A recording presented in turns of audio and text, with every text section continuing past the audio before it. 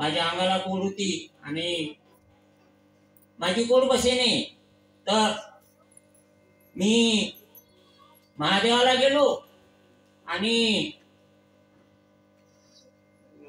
इकडे तिकडे घुमलो तरी माझी कोड बसे नाही. तर माझे सासूवाडे लोधी खेळचे आहे. तर मी बहुत दारू घेऊ दारू काढो पण पहा माझी कोड बसे नाही. तर माझा भाऊ एक मार्गातच आहे सेवक, माझे भाटी मार्गात आहे. माझा एक भाऊ अखंड बेवडा आहे मोठा, सगळ्यात लहान, लोधी खेड्यातला लहान जेव्हा मी म्हणजे रामलालजी नरखेडे यांच्या लहान जेव्हा आणि बहीण जेव्हा.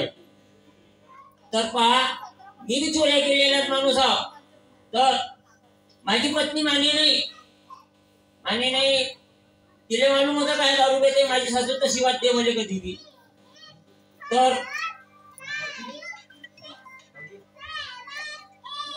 पहा मी बी अख्खा एवढा चोर डकेट होत हे केली. तर माझ्या भावानं हंसराजी साकोळे यांच्या निवासस्थान नेलं आणि मला मार्गशीर्षाला लावला. तर मला 6 वर्षाचं ब्रह्मचारी व्रत दिलेलं होतं. तर मी म्हणून भगवंता मी कसं पाहिन.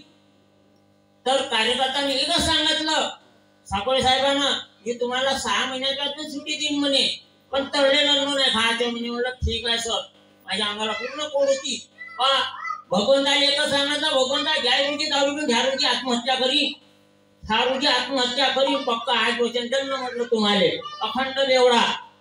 तर मी आजपर्यंत माझी तर बसली म्हणा पूर्ण कोणा ठिकाणी आहे थोडी बहुत. तर माझ्या चुकीनं झाली किंवा माझ्या घरच्या लोकांच्या काही येणं झाली असं तर मी अजून बी दारू गेलो नाही ना घेणार. तर हे शारदाजी बसली होती. एका जणांनी काय केलं मला, एक आदिवासी समाजचा होता आणि एक वाडी समाजचा. त्यानं मला घरात जेवण त्याला वर्गणी दिली. माझ्या कार्यकर्त्यांना सांगितलं द्यायची जेवायला जायचं आणि कार्यक्रम कोणाच्या असेल आनंदांच्या असेल का वर्धमानच्या असेल चाललं जायचं, नाकार नाही द्यायचा. तर पहा मला तिथं एक आदिवासीनं काय म्हटलं होतं येत्या म्हणे ह्या परमात्म्यामध्ये खरं आहे का तर पाहू म्हणे आपण दारूबाजी म्हणे. भगवंताची कृपा मला ते मी अर्ध्या पावामध्ये उल्लू होण्याला बेवडा. मला एक पवा दिला आणि मी पेलो, त्याचं पाणी झालं आणि तो माती चाटायला लागला. भगवंताची कृपा. तर दुसरा म्हणजे मला सांगायला लागला तो बेवडा मला म्हणजे तू जेवण कसं केलं, तू तर दारू पेला. म्हणलं कोण म्हणे दारू पेला.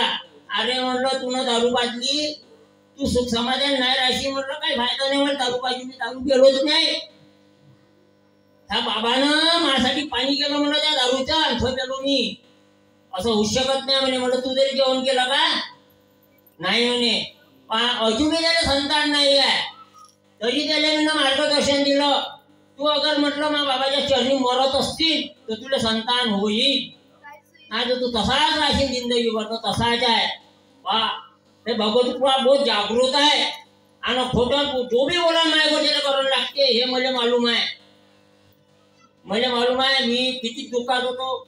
आता हे अंकुशरावजी रोकडे सांगत तुम्हाला मी अख्खा एवढा माणूस होतो आणि आता काहीच नाही. आता एवढा सुख समाधानी का मला बी 2 मुलं आहे, हे आहे सगळं ढोरा आहे वासरा गाडी घोडा आहे सगळ्यातून ह्या. आणि मला कार्यकर्त्यानं काल फोन करून सांगितलं मामाजी तुम्हाला येणं पडते. मी म्हणलं दादा हाव नाही म्हणत, पण त्याला भरोसा होता का मामाजी येईनच. एवढे बोलून माझ्या हाताने काही चूक भूल झाली असते तर